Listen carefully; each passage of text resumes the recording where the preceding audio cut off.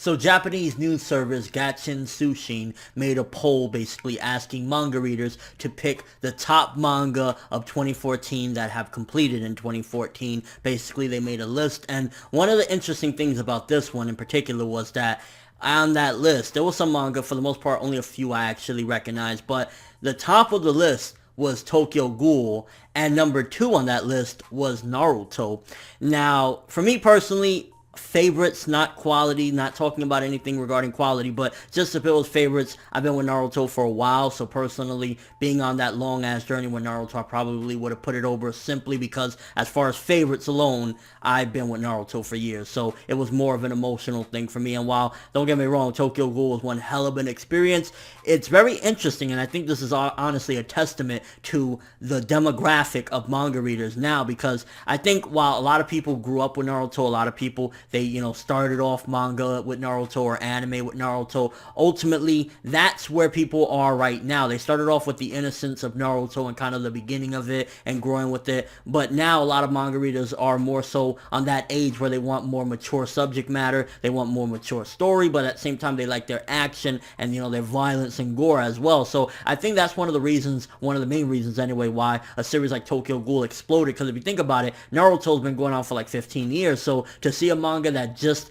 blew up recently and only ended this year as well, kind of at the same time as Naruto, have a bigger poll than Naruto. Well, of course you can argue that this is just in a small place, this is just not nowhere near regarding globally, because let's be real, globally Naruto would easily be top as far as over Tokyo Ghoul, but this definitely showcases some of where I think honestly readers of manga and watchers of anime are headed towards. This is why a series like Attack on Titan is exploding with popularity, because this is more what people want to see right now. I think one of the things where a studio like, for example, Toei Animation, the people behind World Trigger, Dragon Ball Z, One Piece, one of the things that they got to realize as well is that while they do things like, for example, what they did with Toriko and what they do with World Trigger, where they try to make it a little bit more kid-friendly, I think One Piece just is right there where kids, family, and adults can like it alike because it has all of those elements. But like what they did with the Toriko anime and what they're doing with World Trigger, they're trying to hit it more towards kids, and I think Toei is kind of that Nintendo syndrome in a way, where they didn't grow up with their audience, while everyone that, they love their Mario, and we still go back to Mario, let's be real here. Ultimately, we have graduated, and now where we're at right now, we kind of like a little bit more of a serious adventure,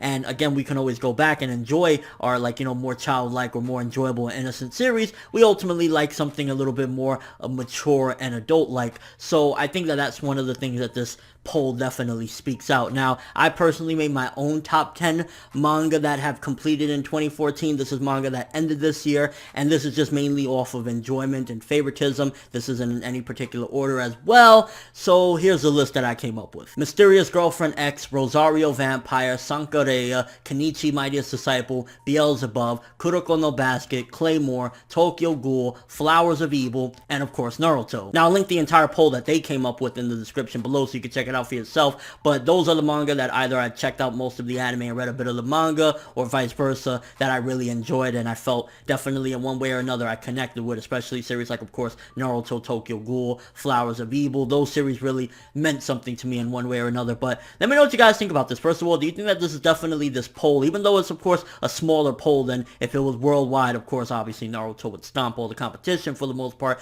Do you think that this is a testament to where people are at right now as far as their enjoyment level, that they want something more dark or more seinen? People grew up on shonen, but they're graduating to seinen. And if you had to make a top 10 manga list that ended in 2014, what would be on your list? Going quickly through it, Mysterious Girlfriend X, it was something very interesting. And again, I didn't finish all these manga, by the way, just a heads up as well. I didn't finish every single series on here, but I've read or watched most of them. Mysterious Girlfriend X, a little bit strange and out there, but definitely giving a whole different twist on intimacy. Rosario Vampire, very fun action. The anime is completely different from the manga. Well, not completely, but just a whole different vibe. The manga is more serious, but ultimately I really love the characters. Sankareya, just the whole theme of it and kind of the, I guess, bond between the two main characters is something that got me involved. Kenichi the Mightiest Disciple, very enjoyable. It's kind of like Fairy Tail, except it's more based on martial arts, and eventually the manga just becomes borderline porno. But yeah, Beelzebub, really enjoyable. I love the cast, like Oga, Tatsumi, Tojo, all of them was just epic as fuck, and it was a really sad one when Beelzebub ended. Not that it was a sad ending or anything, but that was just a really enjoyable series. Kuroko no Basket, I'm still only on the anime, but from what I hear about the manga and everything, and I mean, there is a sequel manga coming out, but the main manga has ended, and apparently the sequel manga is going to be about Street Ball as well, interestingly enough. But ultimately, just seeing that end as well is like, it's such an enjoyable ride, especially the anime. Claymore, I powered the living shit out of that manga. I haven't finished it yet. I got a couple volumes to go, but Claymore is just... it's kind of like a Kame ga Kill, but with a lot more depth and a lot more story to it. Tokyo motherfucking Ghoul, don't need to say more. Tokyo Ghoul for the win. Flowers of Evil, very deep and complex emotions. Just really the characters is what drove it completely, and just kind of the insanity of the beginning of it. The ending, like the second half towards the ending, definitely blew my fucking mind, and not in a great way, just kind of like, what the fuck did I just read? I don't get it. But ultimately, Flowers of Evil just touched me on a more personal level. And then, of course, Naruto, in one way or another, whether you started with it or you got into it afterwards, ultimately Naruto touched a lot of people. And yeah, this is my list. Let me know again your list, and what do you think about the list that the Japanese voters came up with. But that's all I have for this one. Thanks for watching. Hope you enjoyed. If you liked anything I had to say or enjoyed the video, drop me a like. I'd greatly appreciate it. And if you haven't subscribed, if you could do so as well, that'd be awesome. I'm ForneverWorld, and as always, people, have an awesome day.